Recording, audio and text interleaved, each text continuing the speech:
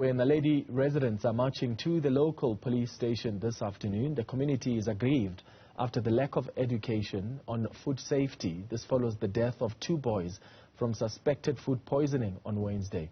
It's believed the boys bought biscuits from a local spaza shop. A candlelight ceremony was held, in fact will be held tomorrow for the 2 toddlers. Newzroom Afrika's Nqobile Madlala is tracking the story and joins us now live from Naledi. Good afternoon, Nqobile. What are the residents there raising with you as their concerns? Well, Simon, now they are on their way to the police station. Of course, their major concern is the fact that they say that there are a lot of illegal spazas that are going on in the community. What they want is there be a regulation in those spazas. And they're saying that what they want is health inspectors to do the work that they have done in the past. Of course, this is not a new thing that areas like this need to be regulated, especially because people are eating the food that could potentially have expired. So they're saying that they want the area to close off the spaza shops and that health inspectors come on the ground and do their work. But right now, they are going to be marching. They are marching to Naledi police station, where they are going to be delivering a memorandum of demand. And of course, we're going to find out more about that memorandum of demand. I'm going to bring in now Nqobile Madlala to speak to us. I mean, we know that you're delivering a memorandum of demand. What exactly are you demanding? We demand that the SAPS and Home Affairs will take us serious as the youth league. We want these people to be documented. If they are not documented, they must be thrown out of our country. We can't have kids that will die in front of us every day. We see trauma. Families are going through trauma today. Now people, they can think that we are campaigning or anything. We are not, but we are sensing with the family, because family now are mourning. All these families are mourning. They are there, their kids are fighting for their lives there. And then we must just sit down and do nothing. This is our country. We must fight for this country. But one would ask, do you have to wait for such incidents to take place before we see the youth league then working? Nqobile, it's not like this thing. It's the first thing that we do. We do it every day, but our government wants something to happen so that they can take us serious.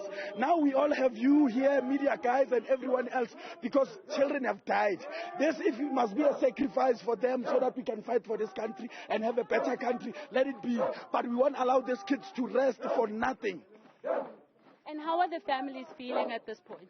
The families, they are in trauma, my sister. Even now, when I'm speaking to you like this, I'm also crying myself because of, I know the pain that this family is going through. A child 6 years old and 4 years old, you're thinking you'll see your son graduating, having something in life, but because of some illegal shops, our sons are no more anymore. We can't have that thing. We must act as the youth. If this thing must raise that thing that was raised in 1994, we must do it even now. The police said they're still investigating. Of course, nothing is concluded at this point. Because we know our system. If we're not pushing them, they won't do anything. By doing this, we are forcing them to speed up the processes. You know, this angry community that's behind me, if we can have the results soon as possible, that can calm this community down.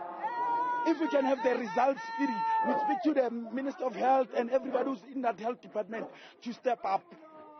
So now I know that you say you're going to the SAPS, but is the SAPS responsible for what took place here? Pardon? I know that you're saying you're delivering a memorandum of demands to the SAPS, but are they responsible? We can't judge because of previous things. Now it's now. They will definitely wake up. This is Youth League. This is not something else, but this is Youth League. It's young people. They will have to jump. They'll have to do what we want them to do. Have you spoken to other departments? Definitely. That's why I'm telling you that the Office of Health must act faster to give us results. Because now we don't know anything. You know, what frustrates the community is that we don't even show it's the real, it's the biscuit or it's something else. If we can know the reason behind this death, we can calm down. Thank you very much for speaking to us. Thokozani Shoba is also appointed as one of the people speaking on behalf of the families that have, of course, lost their 2 children.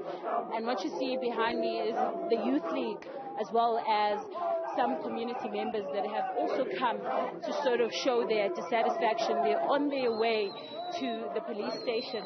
We know at this very point that currently the postmortem is not out. There's still investigations in terms of what happened to these children.